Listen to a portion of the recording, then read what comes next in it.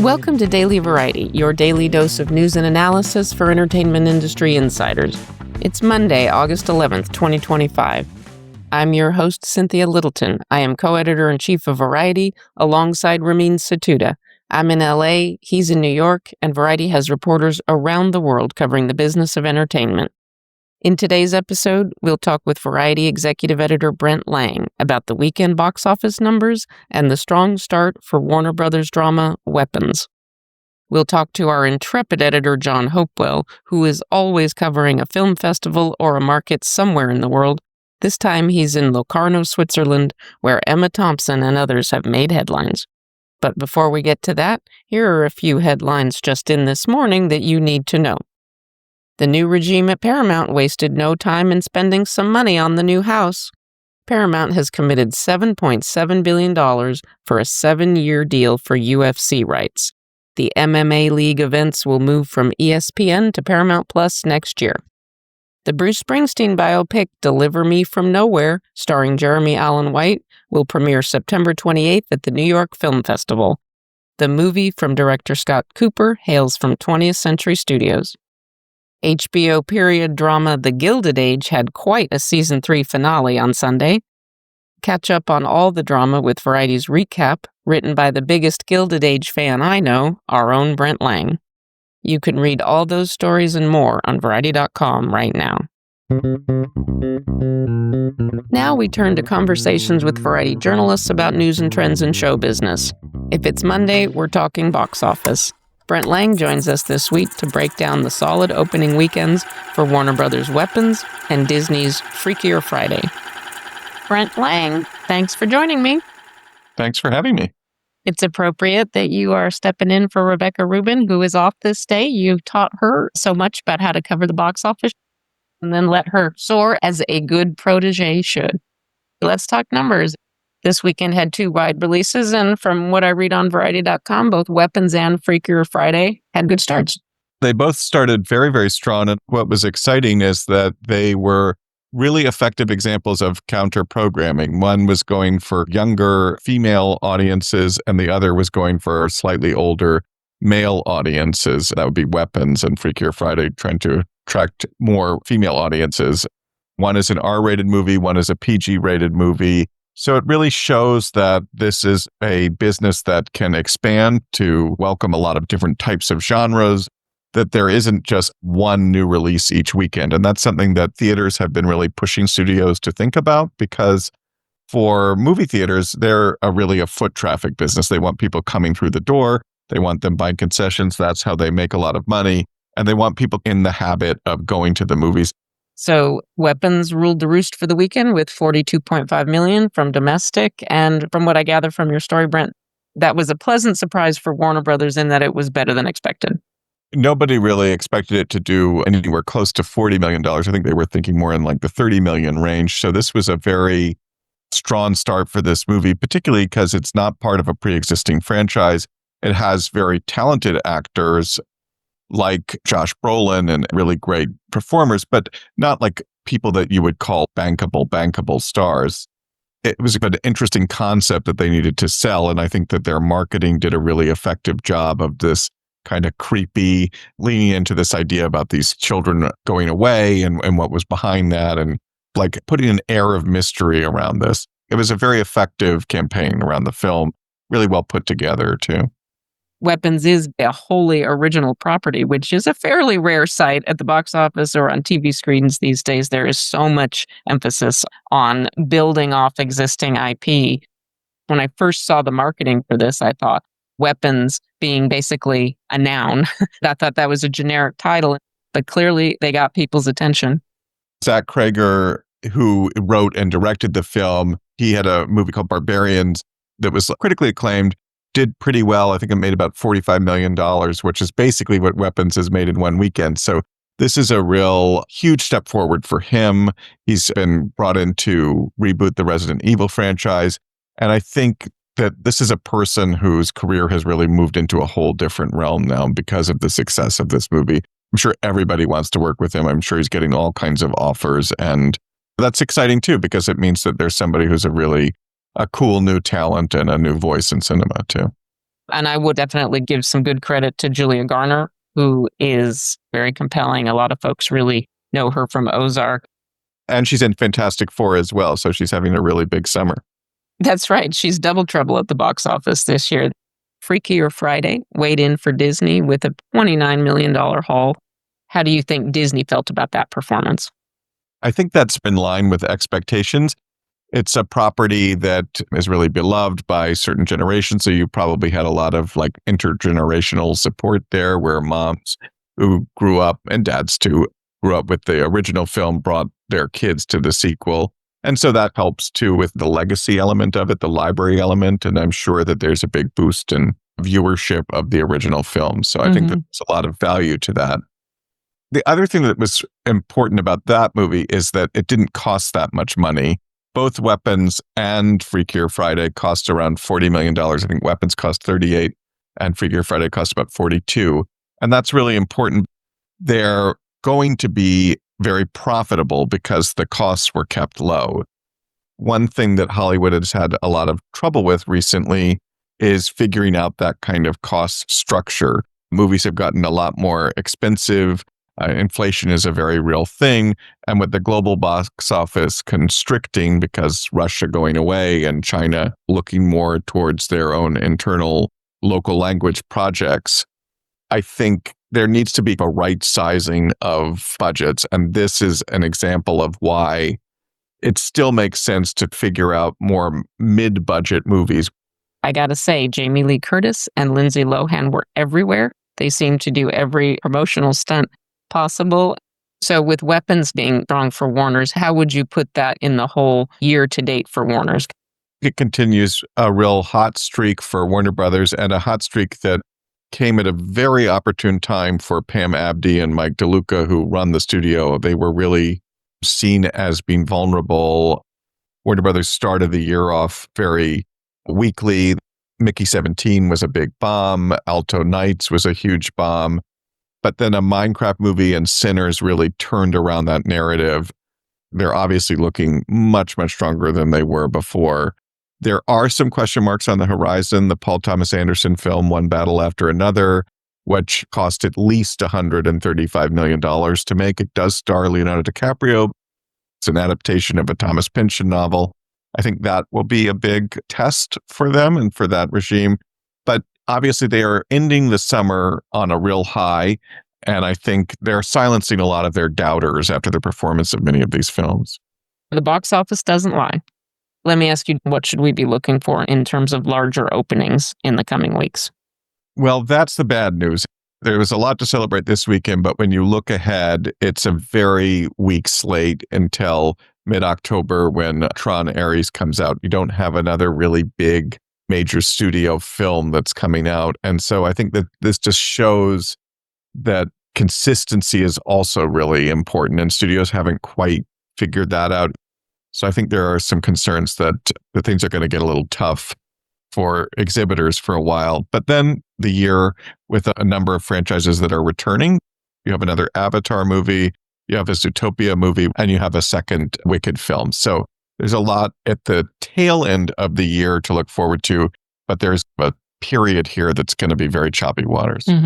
So much to watch for. Brent, thank you for helping us do the watching. Thanks for having me.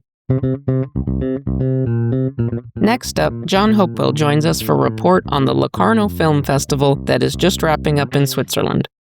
We talk about how long-established European film festivals, such as Locarno, San Sebastian in Spain, and Karlovy Vary in the Czech Republic, are gaining more importance as an industry platform. And internet coverage means news out of festivals travels more widely than ever. Nobody knows this market and these trends better than my dear colleague John, who is based in Madrid, but he truly lives on planes and trains. John Hopewell, thank you for joining me from Locarno, Switzerland. Hi, greetings from Locarno, Switzerland. It's sweltering, hot, shattering, and exciting. John, you are in your natural habitat in a hotel room in front of a computer, pounding out stories for the dozens of e-show dailies that we produce every year. John, thank you for your service and your tireless labor on behalf of Variety and readers around the world. Well, thank you for having me. I wanted to talk to you about how festivals like Locarno that have been established and have a great attendee base like Locarno have really come up in stature and profile. They get more media coverage, headlines travel around the world. The industry really strategically uses them as platforms. What have you seen in the last decade or so about what has been happening at these kind of film festivals in Europe? I think that a revolution began in film festivals outside the US, basically in about 1988, when Walter Barendrecht came in at Rotterdam and created a co-production forum for projects and began to create an industry arm at a festival. Since then, San Sebastian and Locarno have copied, because if you want to have films, you have to attract buyers who will then attract producers and sales agents and bring their film to your festival. Locarno, as San Sebastian, are amongst the best festivals in Europe who have developed the most sophisticated of bouquet of industry sections, attractions, and debates. And that has happened to Locarno, especially from about 2015 under Nadia Dresti and now under Markus Duffner, and the offer this year is superb. Tell me some of the movies that are buzzy this year at Locarno. The opening film by Kamal Al-Jafari, which was a simple but what has been described as hauntingly poignant concept, where he discovered old tapes which he had shot in 2001 of mini DV footage of a trip he took, and the film is called With Hassan in Gaza, of a trip he took with Hassan, a tourist guide, down the Gaza Strip. And he, rediscovering the archive footage, he just puts it together to show what a vibrant Gaza there was in 2001, asking implicitly the question, what has happened to these people? Another is the first film from Sophie Romvari, Blue Heron, which is being held as an astonishing debut. It's a piece about her own personal memories, although fictionalized, and then cuts to 20 years later when the child in the first part asks what happened to a terrible family tragedy. These are great examples of clear positioning for a filmmaker on the cusp of a big moment. I had to laugh because I had wanted to do this segment. I reached out to you, and then the point that I wanted to make was made for me by none other than Emma Thompson, who got up on a Locarno stage. And sure enough, you can read it on Variety.com. She surprised folks with the news that, in fact, one Donald Trump once did ask her out for a date. That headline went around the world. That is the kind of thing that just wouldn't have happened out of Locarno even 10 years ago. But the internet has changed a lot of things. I was being told by Marta Balaga, who is reporting as well here. One of our terrific contributors. Exactly. But she's fantastic. She was actually at the Emma Thompson film Dead of Winter and was saying that at the Piazza Grande, which has the capacity for 8,000 seats, there were scenes of hysteria to actually get in to see Emma Thompson. That shows the internet, that the stars, especially in a way, I think, in the smaller big festivals like Locarno or San Sebastian, have a far larger impact in many ways because of internet than before. How has the attendee base of Locarno changed? Would you say it's largely people from Europe, or is it film fanatics from all over? I think it's related a bit to the industry side in that before the industry built, it was mainly European critics watching art films. As soon as you get, for example, a focus on Africa, which is immensely exciting, with African producers, directors bringing projects or short films to exhibit. People are coming from Latin America. For one thing which Locarno has done, which is superb, is to embrace the what's called world cinema revolution. John, I know you live out of a suitcase for us. Where are you heading next after Locarno? Santiago de Chile. To the tip of South America. Awesome.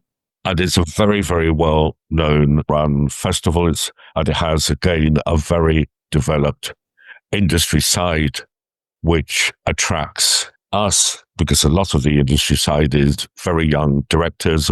If there's business going on at a festival, we want to be there. John, nobody knows the global market like you. Thank you so much. Safe travels. Very, very much, Cynthia. After all that talk about Emma Thompson, let's hear from Emma Thompson. We'll wrap with a few seconds of Emma delivering her acceptance speech for Locarno's Leopard Club Career Achievement Award.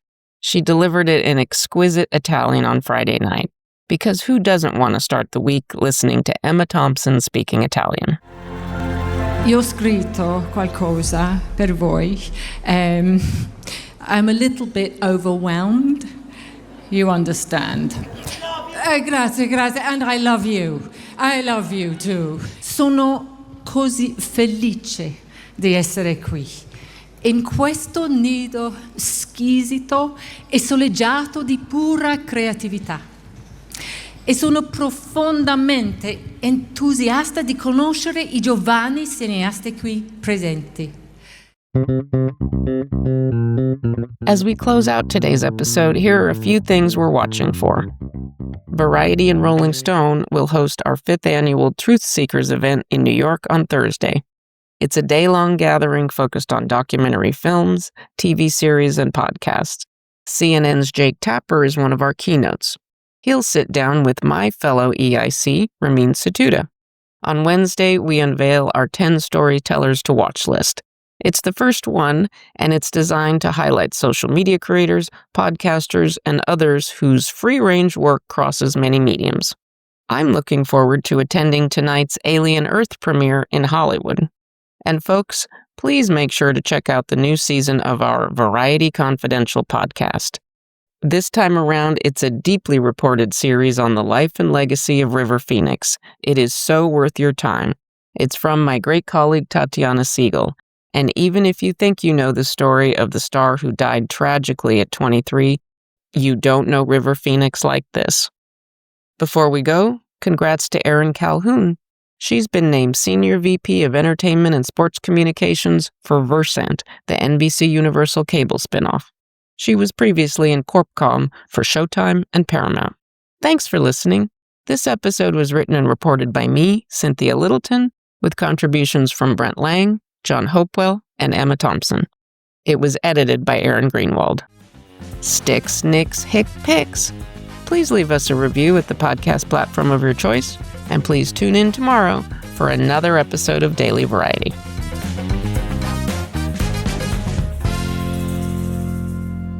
I must admit, it's winter in Chile. One goes from a sweltering, climate change-affected Europe to there, and that is superb. I just walk out in my shirt and let the cold seep in.